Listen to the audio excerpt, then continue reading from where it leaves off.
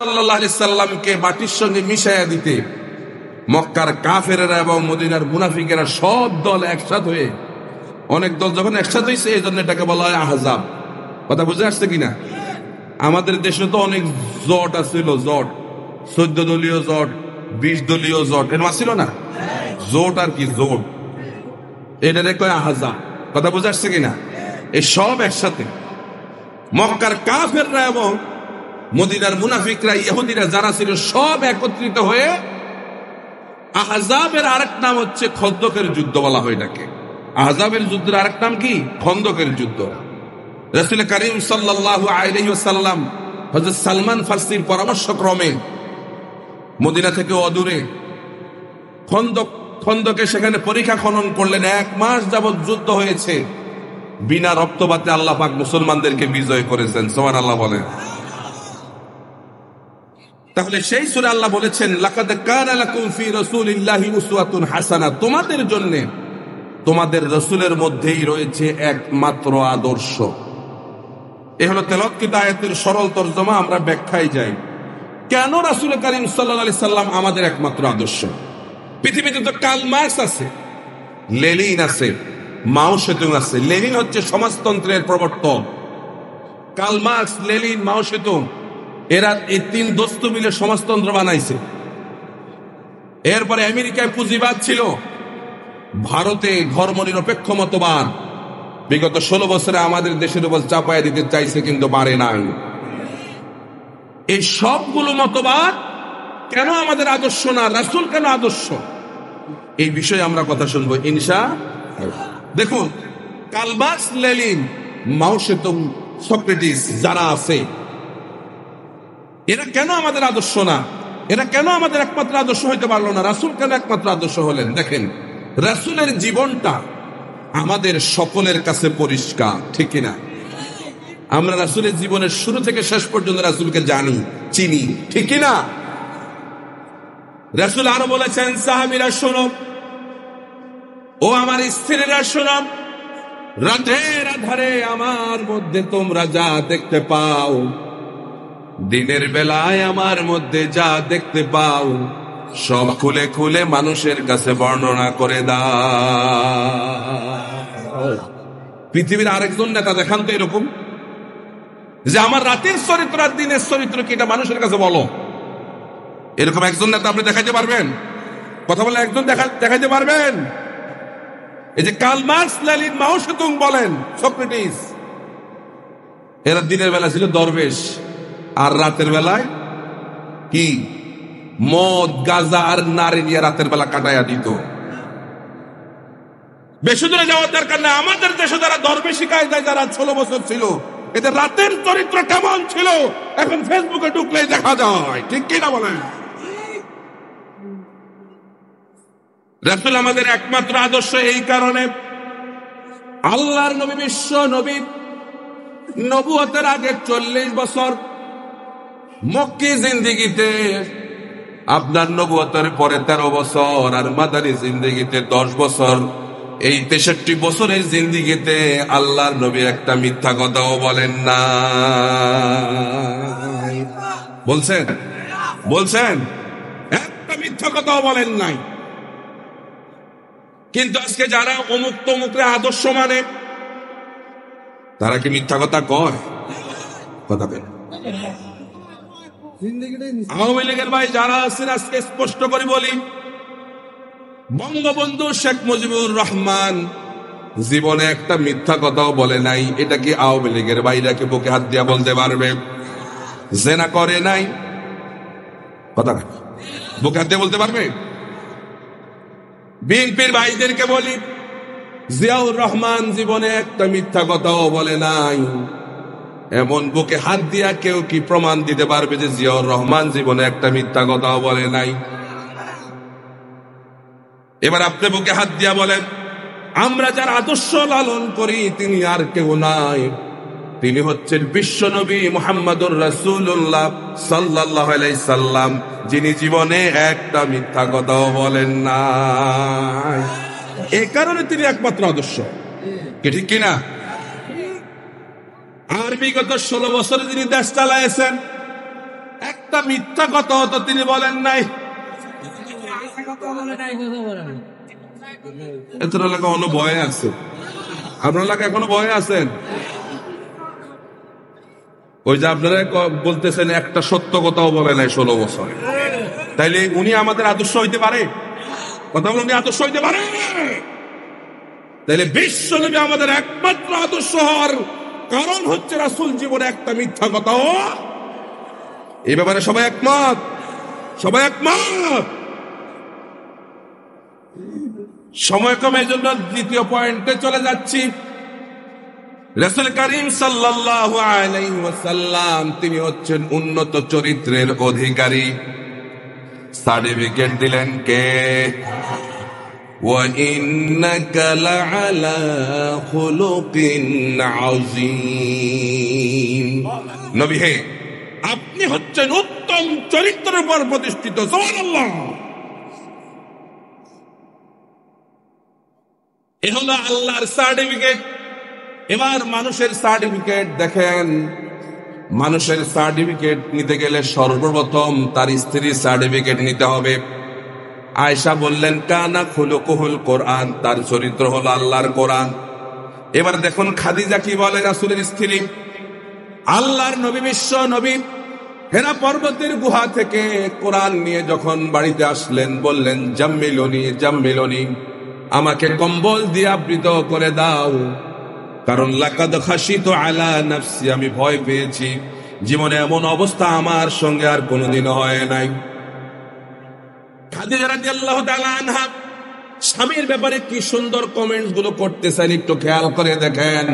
বুখারী তার প্রমাণ। খাদিজা রাদিয়াল্লাহু তাআলা আনহা বললেন, কাল্লা, কখনো নয়, ওয়াল্লাহি মা ইউখজিকাল্লাহু আবাদা, আল্লাহর কসম করে বলি, আল্লাহ রব্বুল আলামিন আপনাকে কোনদিন অপমানিত করবে না। কে বলতেছে? আল্লাহ। খাদিজা কে? স্ত্রী। কয় বছরের সংসার? কয় বছরের সংসার? 15 বছর। 25 থেকে 40 বছরের এই ঘটনা। এই 15 বছরের সংসারে একজন স্বামীকে খাদিজা রাদিয়াল্লাহু তাআলা কেমনে চিনলেন? আনহা কেমনে চিনলেন? বলতেছেন ওয়াল্লাহি মা ইউখজিকাল্লাহু আবাদা, আল্লাহ আপনাকে কখনো অপমানিত করবে না। আর আমরা অনেকে তো সংসার করি, একজনের 10 বছর, 15 বছর, 20 বছর, 30 বছরের স্বামী এখানে আসেনি? কথা কেন আসে? আজকে গিয়া বাড়িতে বলবেন বউ হায়দ্রারগঞ্জ থেকে মা হুজুর আসছে। আমাদের দেশে তো পীর ব্যবসা তেমন একটা চলে না, তবে মাহবুব হুজুর আমার এই এলাকার পীর বানায় গেছে। মাহফিলে এত মানুষ আসছিল, কাউরে মুরিদ বানাইতে পারে না, ভুলে গেছে। এখন বাড়িতে আসছি, যেহেতু বাড়িতে আশেপাশে কেউ নাই, তুমি প্রথম আমার মুরিদ হও। বউ মুরিদ হইবনি? কথা কয়। বলবে তুমি কত বড় পীর সাহেব, আমার চাইতে ভালো কেউ জানে না, ঠিক কিনা? মুগুর দিয়ে ধরে।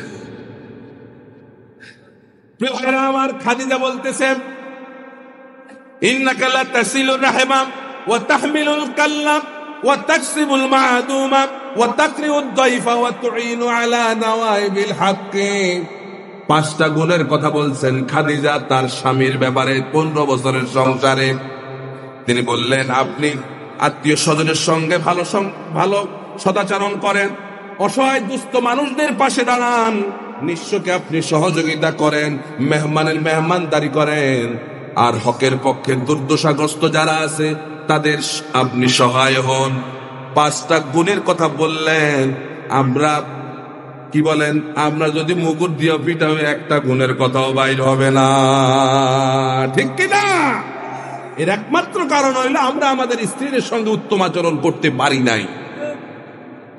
আর কোরআন হাদিস, দ্বীন, ইসলাম, ইসলামী আন্দোলন আমরা নিজেরাই করি, কিন্তু আমাদের বউদেরকে ইসলামী আন্দোলনের কর্মী বানাইতে পারি নাই। কথা বলেন না কা ভাইয়া? যতদিন পর্যন্ত আপনার ঘরে ইসলামী আন্দোলন প্রতিষ্ঠিত না হবে, ততদিন পর্যন্ত আপনি খাদিজার মতো এরকম গুণের কথা শুনতে পাবেন না। কথা বলেন না কা? রাসূল হচ্ছেন ইসলামী আন্দোলনের একমাত্র, শুধুমাত্র, কেবলমাত্র প্রবর্তক, ঠিক কিনা? রাসূল তার ঘরের মধ্যে ইসলাম প্রতিষ্ঠিত করছেন, এমনকি ইসলামী আন্দোলনকে ঘরের মধ্যে রাসূল প্রতিষ্ঠিত করেছেন। বিদায় খাদিজা রাদিয়াল্লাহু তাআলা আনহা রাসূলের ব্যাপারে 5টা গুণের কথা বলছে। ঠিক কিনা? ঠিক কিনা? এজন্য আজকের এই মাহফিল থেকে ওয়াদা গ্রহণ করতে হবে, শুধুমাত্র আমি একা ইসলামী আন্দোলনের কর্মী হলে হবে না, আমার ঘরের আমার স্ত্রী ইসলামী আন্দোলনের কর্মী হওয়া লাগবে। রাজি আছেন কি আপনারা?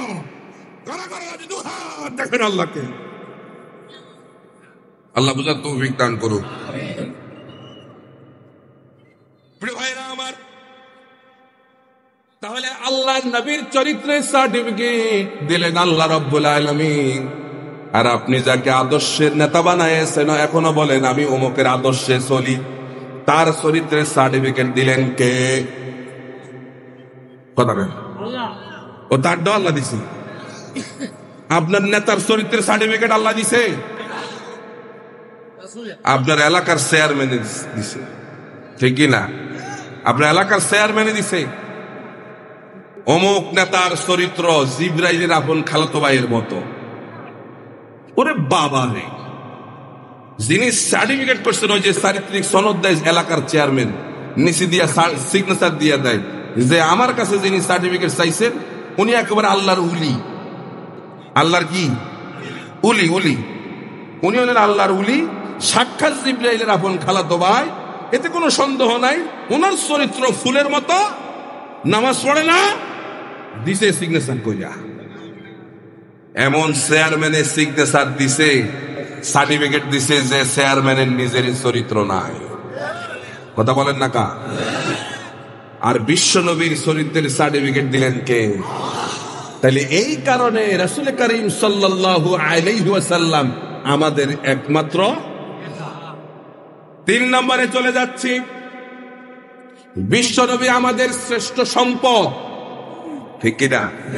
বিশ্ব নবী আমাদের শ্রেষ্ঠ, কোন সন্দেহ আছে? আল্লাহ রাব্বুল আলামিন বলেন কুল বিফাদলিল্লাহি ওয়া বিরহমাতিহি ফাবিযালিকা ফালইফরাহু হুয়া খায়রুম মিম্মা ইয়াজমাউন। আল্লাহু আকবার। হাবিব মানুষদেরকে দান জানায় দেন আল্লাহ রাব্বুল আলামিনের দয়া অনুগ্রহ। তাফসীরে কুরতুবীর মধ্যে এসেছে আল্লাহ পাকের সবচেয়ে বড় দয়া হচ্ছে রাসূলকে আমাদের জন্য আল্লাহ রাব্বুল আলামিন শ্রেষ্ঠ সম্পদ করে পাঠিয়েছেন। আর কেউ আমাদের শ্রেষ্ঠ সম্পদ? রাসূল আমাদের শ্রেষ্ঠ সম্পদ এই কারণে যে রাসূল হচ্ছেন আমাদের ঈমান। রাসূল আমাদের কি?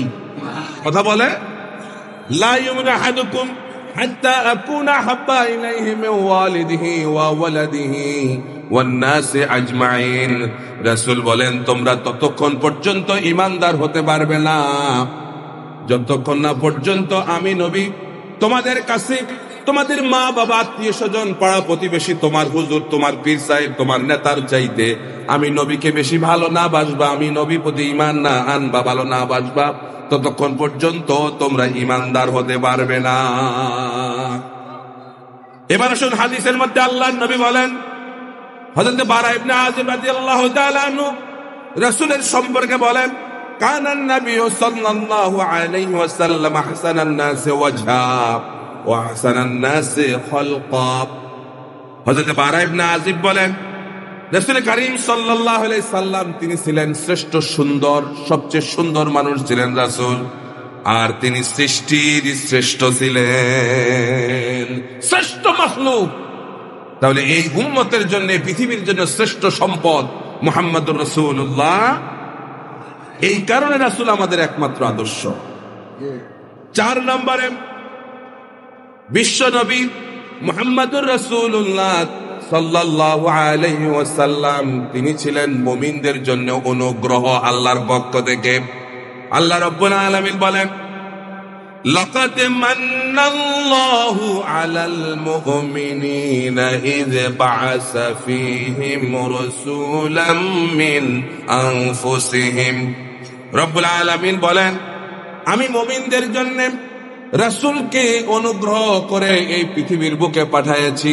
রাসূল হচ্ছেন আমাদের অনুগ্রহ। মুমিনদের জন্য একমাত্র অনুগ্রহকে মুহাম্মাদুর রাসূলুল্লাহ সাল্লাল্লাহু আলাইহি ওয়াসাল্লাম, ঠিক কি না? 5 নম্বরে রাসূল করিম সাল্লাল্লাহু আলাইহি ওয়াসাল্লাম তিনি ছিলেন শ্রেষ্ঠ প্রশিক্ষক। তিনি প্রশিক্ষণ দিয়েছেন উম্মতদেরকে। আল্লাহ রাব্বুল আলামিন বলেন, হুয়াল্লাযী বা'সা ফিল উম্মিয়িনা রাসূলাম মিনহুম ইয়াতলু আলাইহিম আয়াতিহি ওয়া ইউযাক্কিহিম ওয়া ইউআল্লিমুহুমুল কিতাবা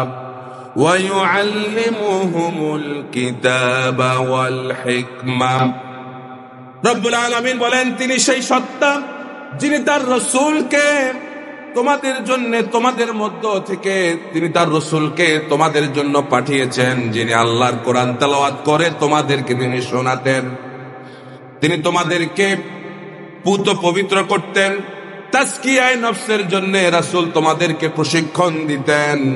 তিনি আল্লাহর কিতাব তোমাদেরকে শিক্ষা দিতেন, আর তোমাদেরকে তিনি হিকমত শিক্ষা দিতেন, ঠিক কি না? রাসূল বলেন, আনা বুইস্তু মুআল্লিমান, আমি শিক্ষক হিসেবে পৃথিবীতে এসেছি। এই কারণে রাসূল আমাদের একমাত্র আদর্শ, ঠিক কি না? রাসূল সকলের জন্য রহমত। 6 নম্বরে আল্লাহর নবী, বিশ্ব নবী সকলের জন্য রহমত। পয়েন্ট অনেকগুলো, আমি বেশি ব্যাখ্যা করছি না, শুধু কোরআন থেকে দলিল দিয়ে দিচ্ছি। 6 নম্বরে রাসূল সকলের জন্য রহমত বলেছেন কে? আল্লাহ রাব্বুল আলামিন বলেন, ওয়ামা আরসালনাকা ইল্লা রাহমাতাল লিল আলামিন। আল্লাহু আকবার।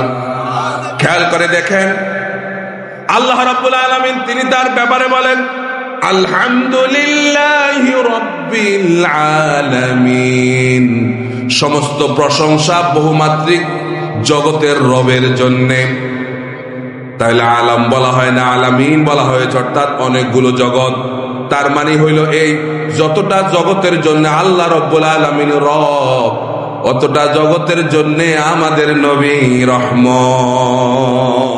সুবহানাল্লাহ বলেন। রাসূল কেমন রহমত দেখেন। রাসূলের ইন্তেকালের সময়, রাসূলের জন্মের সময়, যখন রাসূল জন্মগ্রহণ করলেন, পৃথিবীতে আগমন করলেন, তাশরীফ আনলেন,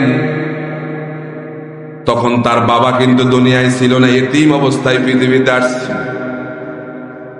রাসূল যখন জন্মগ্রহণ করলেন, আরবের প্রথা অনুযায়ী মায়েরা তখন সন্তানদেরকে দুধ পান করাইতো না, দাত্রীদের মাধ্যমে সন্তানদেরকে দুধ পান করানো হইতো, ঠিক কিনা? শুনতেছেন? তায়েফ থেকে আগতম সাদিয়া গোত্রের একজন মহিলা, নাম হচ্ছে হালিমা, তিনি এক দল নিয়ে আসলেন। মক্কা থেকে লোক বাচ্চা নিয়ে চলে যাবেন। তার বান্ধবীরা এসে বড় লোক খুঁজে, যাদের পয়সা আছে খুঁজে খুঁজে তাদের বাচ্চাগুলো নিল। রাসূলের দাদা আব্দুল মুত্তালিব ঘরের সামনে দাঁড়ায়া বলতেছে, এই ঘরের মধ্যে একটা এতিম বাচ্চা আছে, বেশি পয়সা দেওয়া যাবে না, যদি ইচ্ছা হয় নিয়ে যাইতে পারো, তেমন পয়সা কিন্তু দিতে পারবো না, কারণ তার বাবা নাই। হালিমা রাদিয়াল্লাহু তাআলা আনহা অনেক খোঁজাখুঁজির পরে যখন কোনো বাচ্চা পেলেন না, চিন্তা করলেন ঘরের ভিতরে গিয়া দেখি না, বাচ্চাটাকে দেখি যদি ভালো লাগে নিয়ে যাব। ঘরের মধ্যে যখন হালিমা ঢুকলেন, আল্লাহর নবীকে যখন কোলে নিলেন, হালিমা বলতেছে, বিশ্ব নবীকে আমি যখন কোলে নিলাম, আমার কাছে মনে হলো পূর্ণিমার ওই চাঁদটা আমার কোলে ধরা দিয়েছে। যে গাধা নিয়ে আমি আসলাম, রাসূল রহমত, রাসূল বরকত, যে গাধা নিয়ে আমি আসলাম, গাধাটা ছিল দুর্বল। বিশ্ব নবীকে কোলে নিয়ে যখন গাধার উপর উঠলাম, এখন আমার গাধা আর দুর্বল না, গাধা এবার সবল হয়ে সবার আগে চলে গেছে। সুবহানাল্লাহ বলেন। আমার স্তনের মধ্যে দুধ তেমন ছিল না। বিশ্ব নবী কেমন রহমত, কেমন অনুগ্রহ, কেমন বরকত। বিশ্ব নবীকে ঘরে নেওয়ার সঙ্গে সঙ্গে আমার 2 স্তনের মধ্যে ভরপুর দুধ চলে এসেছে। কুয়ায় পানি ছিল না, কুয়া ভরে গেছে পানিতে। খেজুর গাছে খেজুর ছিল না, রাসূলকে বাড়িতে নেওয়ার পরে খেজুর গাছে খেজুর ধরে গেছে। সুবহানাল্লাহ বলেন। রাসূল কেমন রহমত একটু চিন্তা করে দেখেন। হযরত হালিমা রাদিয়াল্লাহু তাআলা আনহা রাসূলকে ডান পাশের স্তন থেকে দুধ পান করাতেন। একদিন বাম পাশের স্তনে রাসূলকে মুখ লাগাইতে চাইলেন দুধের মধ্যে, রাসূল মুখ লাগায় না। রাসূল বারবার মুখ বের করে নেয় আর হালিমাকে বুঝাতে চায়, হালিমা আমার তো আরেকটা ভাই আছে আব্দুল্লাহ, তারও তো হক আছে। এই পৃথিবীতে আমি ভাইয়ের হক নষ্ট করার জন্য আসি নাই, এই পৃথিবীতে এসেছি আমি ভাইয়ের হক আদায় করার জন্যে।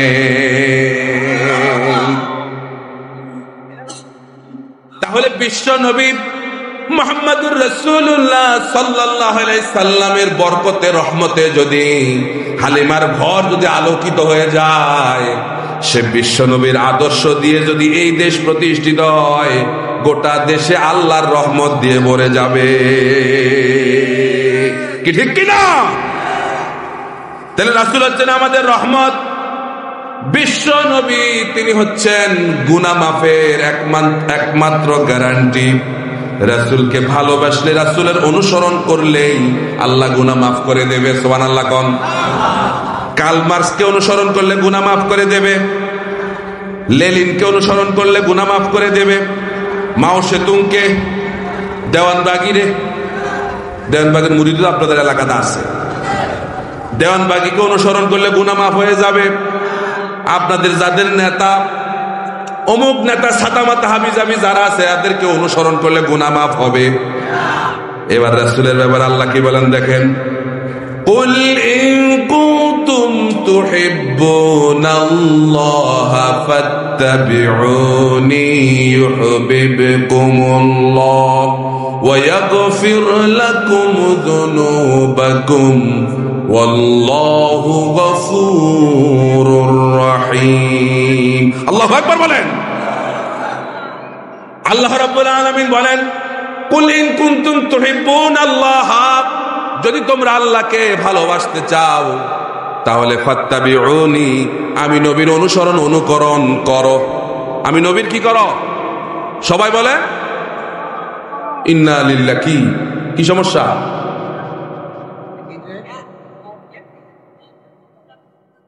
ওদিকে তাকানোর দরকার নেই, মাহফিল চলতেছে, আমরা শেষ করে দিচ্ছি, বেশি আর দেরি করবো না। তাহলে রাসূলকে অনুসরণ করলে গুনাহ মাফ করে দিবেন কে? আল্লাহ রাব্বুল আলামিন বলে, যখনই তোমরা রাসূলকে অনুসরণ করবে তখন ওয়াগফির লাকুম যুনুবাকুম, আল্লাহ পাক তোমাদের গুনাহ মাফ করে দিবেন। এক নম্বরে ইউহিব্বুকুমুল্লাহ, আল্লাহ তোমাদেরকে ভালোবাসবে, আর দুই নম্বরে আল্লাহ তোমাদের গুনাহ মাফ করে দেবেন।